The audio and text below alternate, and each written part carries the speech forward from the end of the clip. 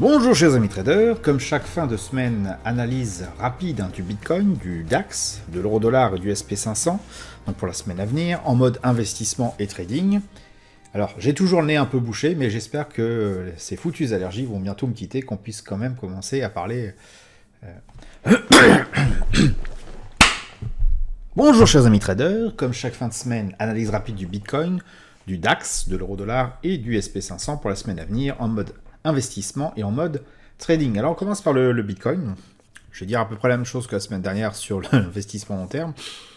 On a une très forte correction même, et bon, la tendance est toujours haussière, mais on a quand même une très très forte correction, à l'image, je dirais, du Bitcoin, puisque si on regarde, on a eu une belle hausse sur l'espace un peu plus d'un an, de 600%, et que là, on est en train de retracer voilà, 50%, ce qui, au regard des 600%, n'est pas énorme, mais quand même 50%, ça pique. Donc bon, on se doute que sur le long terme, c'est pas forcément la super valeur à investir en ce moment, mais on est quand même toujours en tendance haussière et en phase de correction. Alors, ce qui va peut-être être intéressant de regarder, c'est plutôt sur le court terme. Qu'est-ce qu'on peut faire avec le Bitcoin? Donc là, on voit qu'on est en train de latéraliser depuis un petit moment. Donc mon scénario initialement baissier se maintient toujours sur cette vague de baisse, dans ce tunnel à serpent. Mais là, on est toujours en range, quoi. Donc je dirais, tant qu'on n'est pas sorti de cette fameuse bougie englobante, là, eh bien, on va ne prendre aucune position à l'achat ou bien à la vente, à moins de vouloir faire du trading plutôt en mode day trading. Auquel cas, là, il faudra passer déjà en une heure voir ce qui se passe. Donc là, on est clairement dans le fameux range, le carré orange que je vous ai fait voir avant. Et clairement, il n'y a pas grand-chose à faire.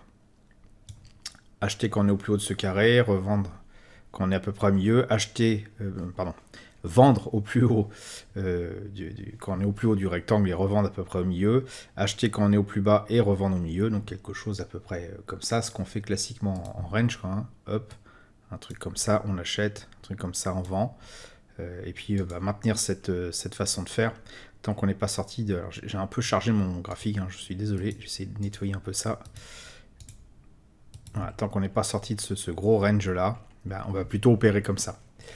Donc vraiment sur du court terme. Alors maintenant, si vous voulez scalper du Bitcoin, donc, à moins d'utiliser des CFD, ce qui n'est pas forcément génial, scalping en CFD, je pense que le mieux c'est de rester à l'écart puis de patienter en attendant qu'on sorte à horizon plus long terme de ce fameux rectangle de consolidation.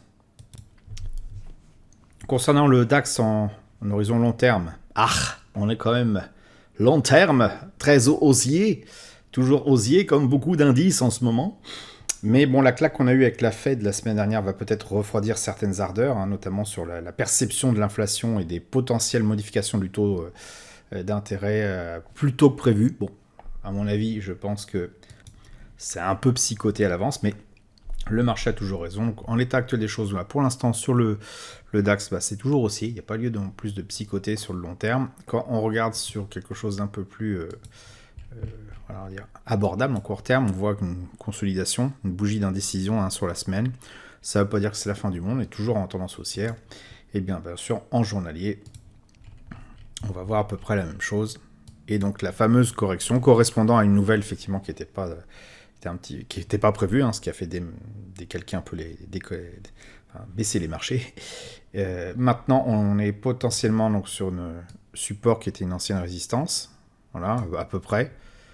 Donc, on va quitter de la réaction sur ce support, voir si ça repart à la hausse ou si ça latéralise, voir si ça baisse pour chercher à se positionner sur les horizons beaucoup plus court terme, donc en une heure. Là, en l'état actuel des choses, on est plutôt en range, donc à voir vraiment le comportement du prix par rapport à cet ancien niveau qui était relativement important, parce qu'on est venu buter dessus plusieurs fois. Et c'est seulement à l'issue, je dirais, de cette indécision qu'on pourra soit chercher un trade vraiment court terme à la hausse, si ça repart comme ça, soit la même chose à la baisse si ça repart comme ça. Et je pense que le range va être relativement serré, donc ça sera quelque chose de ce type-là. Donc si vous voulez vraiment faire du range, ça va être plutôt du scalping. Je ne suis pas sûr que ça soit très très pertinent sur un espace aussi réduit. Mais bon, à vous de voir. Concernant l'euro-dollar, donc plutôt sur un horizon de temps long terme, bon, vous savez que j'aime pas trop le forex sur le long terme, c'est plutôt faire le changement de monnaie qu'autre chose, tout simplement parce que voilà, on est encore en train de stagner. Sur des horizons de temps plus courts, donc on a vu qu'avec les nouvelles de la Fed, ça a pas mal décalqué, enfin ça a pas mal baissé. Voilà, quelques jours après, ça s'est mis à... Enfin, aussitôt, après l'annonce, ça s'est mis à chuter. Donc là, la phase est... Le momentum était vraiment baissier à la fin de la semaine dernière. On peut le voir si on passe en 1 heure. Donc, il y avait des choses intéressantes à trader. Alors, pas bien sûr pendant l'annonce, qui a lieu mercredi vers 20h. Voilà, ça s'est tombé direct, là. Avec des gros volumes en plus, c'est ça qui était assez impressionnant. Donc dans ces cas-là, quand ça baisse beaucoup, on change d'unité de temps, on va un petit peu plus vite, on baisse, et on cherche des points où le RSI se rapproche de sa zone neutralité, et le RSI et le stochastique se retournent. Donc typiquement des points intéressants, alors ici c'était intéressant, bon, ça n'a pas baissé tout de suite, là c'était idéal, ça a traversé, le stochastique a traversé, alors que le RSI rebondissait sur sa zone neutralité, donc là il y avait vraiment un trade intéressant à prendre, et après je dirais à chaque rebond, du stochastique et du RSI sur la zone neutralité, on pouvait remettre une pièce dans le porte-monnaie, quand même, une pièce dans le cochon.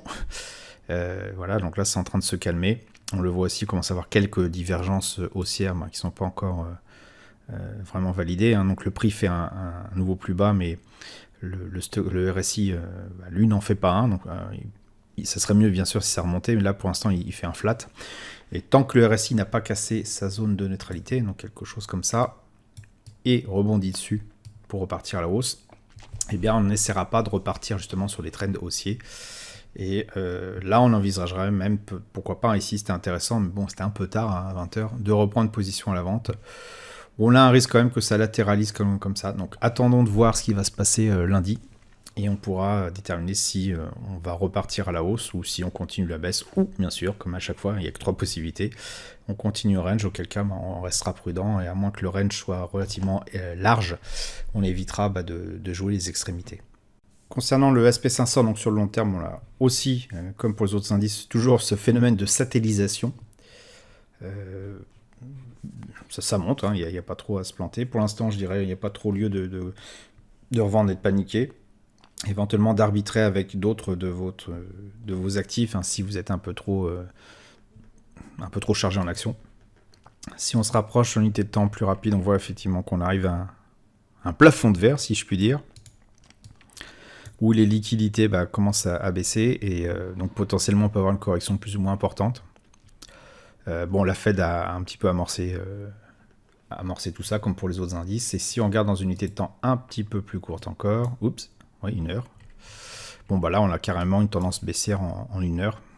On le voit au RSI qui est en dessous de sa zone de neutralité, qui rebondit dessus, le stochastique qui fait la même chose, donc là il y avait un bon point d'entrée à la baisse, pour les trades à la baisse sur le SP500. Il est fort à parier que ça continue encore la semaine prochaine, tout simplement parce que même si cette ancienne résistance devenue support peut tenir, ça fait un petit moment quand même qu'on l'a eu. Oui, ça reste un niveau important. Donc on va voir comment ça se comporte, le prix, est-ce que ça va continuer ou pas.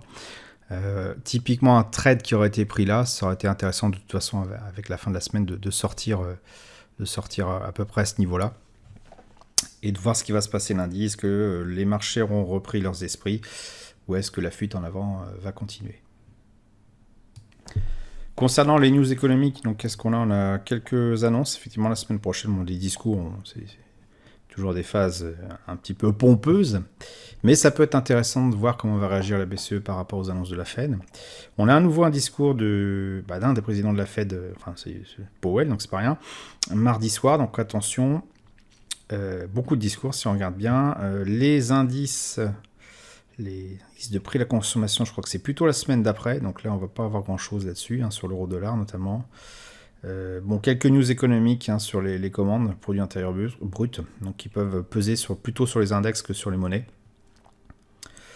Donc un peu moins chargé que la semaine dernière, mais plus diffus dans le temps. Donc à faire attention quand même au carnet d'ordre, voir s'il se vide trop, peut-être à sortir de position lorsqu'on va approcher de ces tranches horaires-là.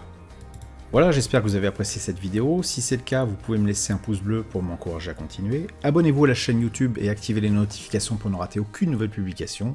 Je vous dis merci et à bientôt sur le blog.